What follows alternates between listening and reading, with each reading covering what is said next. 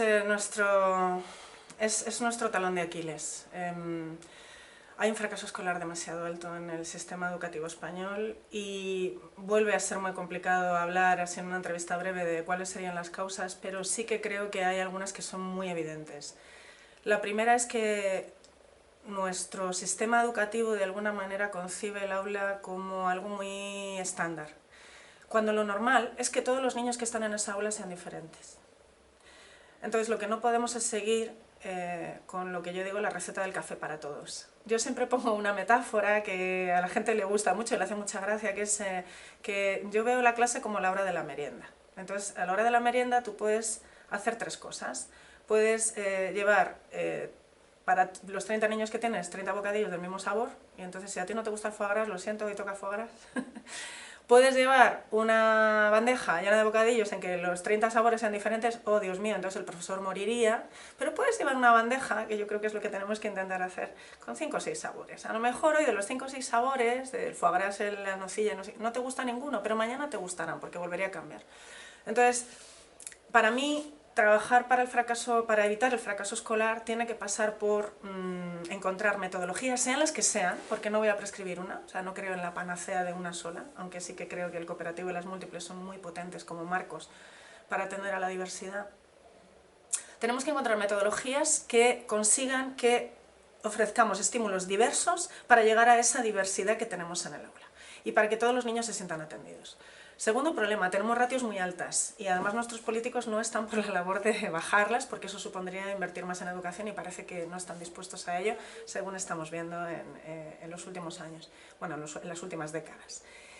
Tenemos que encontrar maneras en que los propios alumnos se empoderen para ayudarse unos a otros. Por eso el cooperativo para nosotros es tan importante para trabajar el fracaso escolar, porque cuando tú te sientes apoyado no solamente por un profesor que está como el gigante Atlas llevando el peso de la clase sobre sus hombros, sino que además tú tienes otros alumnos que a lo mejor son más fuertes que tú, tienen más talento en esta asignatura o en este tema y te están ayudando cooperativamente y tú sientes que yo puedo enseñar a otros, yo puedo aprender, eso es empoderar a un niño para que se convierta en un adulto responsable, un adulto con ética, un adulto capaz de ayudar, ¿no? Para mí entonces la revolución metodológica es muy importante, que perdamos el miedo a empoderar al alumno y que el alumno se convierta en aprendiz, o sea, que tenga tiempos para practicar, que tenga tiempos para hacer las cosas por sí mismo, que demos espacio a esa pedagogía lenta.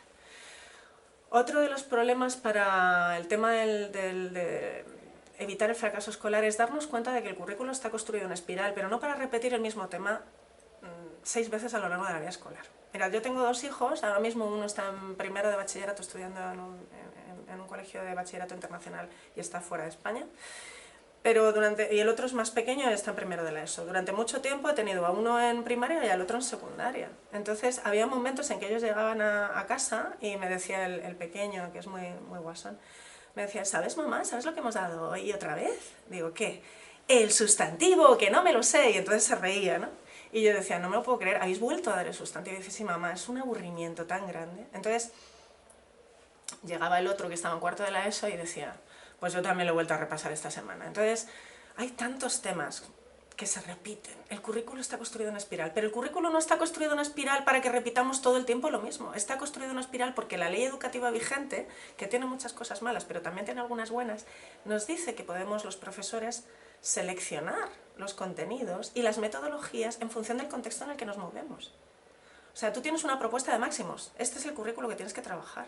Pero si tú ves que este niño, has hecho un buen diagnóstico inicial, este niño tiene muy claro lo que es el sustantivo, por Dios no lo vuelvas a repetir. Y digo el sustantivo como digo el aparato digestivo o como digo los animales vertebrados, me da igual, o sea, cualquier contenido. Yo lo que veo es a un montón de profesores que no dialogan con otros compañeros por falta de tiempo, por falta de estructuras en los mismos horarios, agobiados, porque tienen que acabar un temario, palabra que ni siquiera existe en la LOMCE. No se habla de temario, porque el temario es un concepto de currículo muy cerrado. Se habla de currículo. Y no saben, muchas veces por desconocimiento, por falta de formación permanente, o por falta de que toda esa legislación que ha empezado la casa por el tejado no se ha transmitido adecuadamente, no saben que los contenidos se repiten en espiral, no para que los niños se aburran como las ovejitas, sino para poder escoger y poder trabajar esas cuestiones que se van repitiendo de maneras diferentes, ¿vale? Entonces, tenemos que solucionar el tema del fracaso escolar, tenemos que evitar ese aburrimiento mortal de los niños, tenemos que empezar a construir clases que atiendan mejor el ritmo de aprendizaje real, que atiendan a la neuroeducación, todo lo que sabemos hoy en día. O sea, hoy sabemos que para que un aprendizaje sea profundo necesitamos repetir los estímulos, sí, pero no podemos repetir los estímulos siempre de la misma manera. Los estímulos tienen que ser repetidos a lo largo del tiempo y sostenidamente, para que las conexiones sinápticas se refuercen, ¿vale? Y nuestras dendritas hagan ese chas, esa magia, y luego el aprendizaje pase de la memoria de trabajo, que es la memoria a corto plazo, a la memoria a largo plazo. Pero no vamos a conseguir eso aburriendo. Entonces, la repetición siempre igual lo que hace es justo lo contrario, es destruir conexiones sinápticas. Entonces, esos profesores que es, no, vamos a machacar, vamos a machacar, vamos a machacar, probablemente por desconocimiento y por falta de formación continua, vuelvo a lo mismo, no saben que eso es contraproducente para el aprendizaje significativo. Lo que tú tienes que hacer es dejar que el alumno experimente, que el alumno llegue a ese aprendizaje por ensayo y error, que el alumno haga hipótesis, que el alumno evalúe y que el alumno cree. Te podría decir muchas cosas, pero creo que el fracaso escolar viene por ahí, que no sabemos atender a la diversidad y que aburrimos al alumno. Y luego hay otra cuestión. Y aquí tengo que decir que cualquier profesor vocacional, cuando no tiene los recursos adecuados, sufre, pero es verdad que hay un sector que sufre más, y es porque los recursos destinados a ese sector no se están repartiendo bien o no se están gestionando bien. Estoy hablando de centros que tienen contextos muy complejos, en los que no hay buenos recursos para atender a esa complejidad. Por ejemplo, hay muchos países que han decidido que cuando en un colegio hay un problema de difícil desempeño, imagínate pues un colegio donde hay muchos niños inmigrantes que no hablan la lengua nativa, hay pues etnias sociales que piensan que no tienen que escolarizar a sus hijos porque es una pérdida de tiempo, etc. En esos colegios, por ejemplo, una de las primeras medidas que se adopta es bajar la ratio. En esos colegios. No es lo mismo atender en un contexto complicado a 15 niños que atender a 30. Lamentablemente, aquí parece que estas cosas no las consideramos, no las pensamos. Y además nos empeñamos en medir de manera estandarizada lo que por naturaleza es diferente. O sea, hay cosas que PISA no ve.